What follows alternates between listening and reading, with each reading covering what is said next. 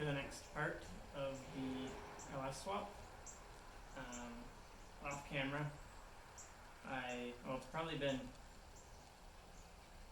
it's been 2 weeks now since I JB welded these in, so it's had plenty of time to cure.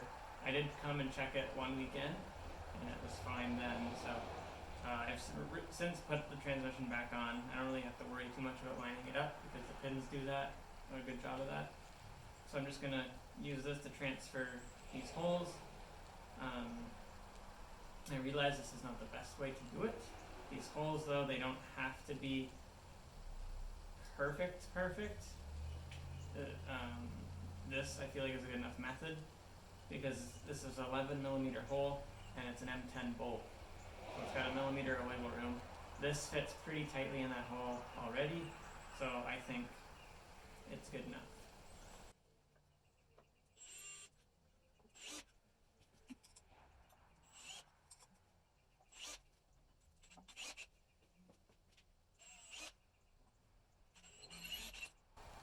This side, I've had this transmission apart when I was trying to figure out what to do with the SCI transmission swap. So I never put the C-clip back on that one. This one I never took out, so I can't actually fit the drill in there. So I'm going to just have to try and mark it by hand and hope that's good enough.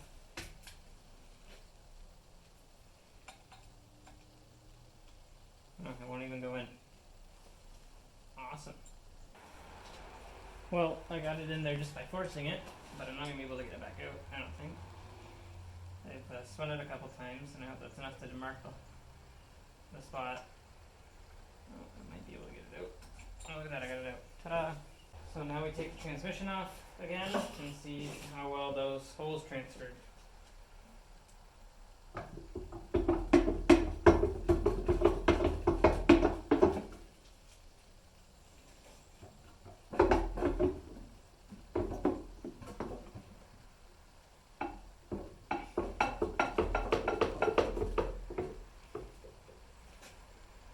It's not letting go.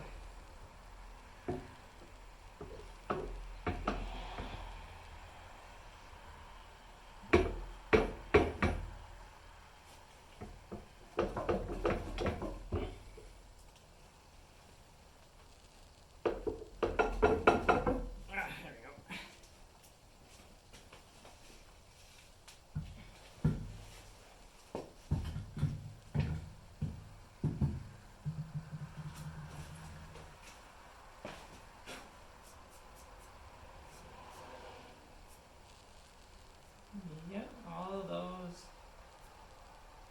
marked properly. A little bit of schmoo, but it's all good.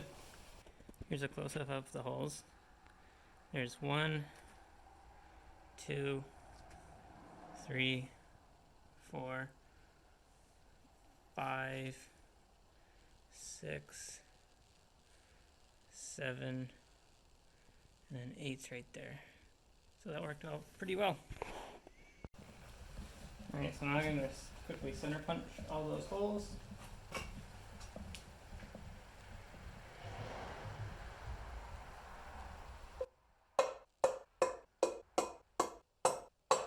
So this is a little bit funny. So I think, yeah, in the last episode when we put these in, I had to drill holes through because it kept coming back out because it was causing like an airlock in there.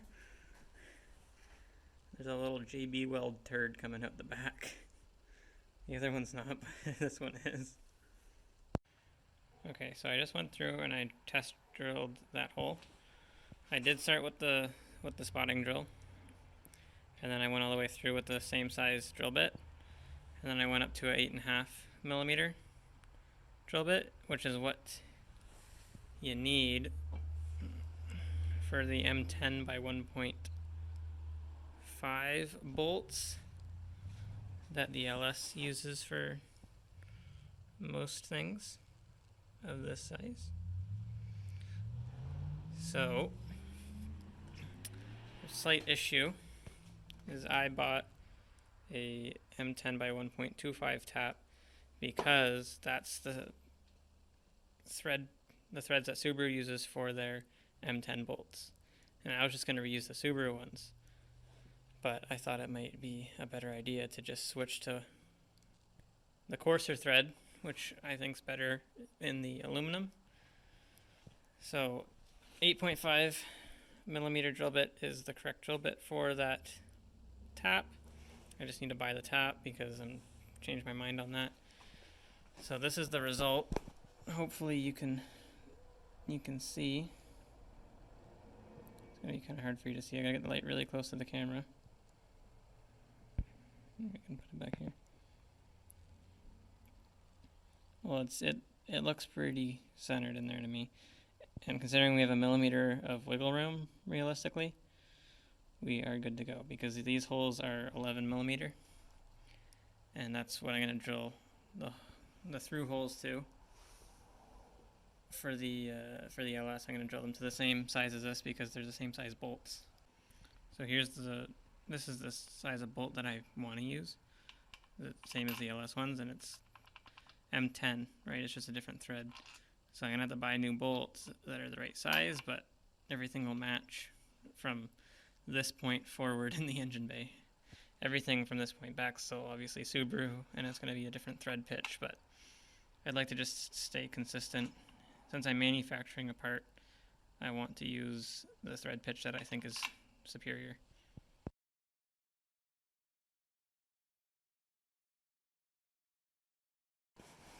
Alright, so I did a little bit of work off camera.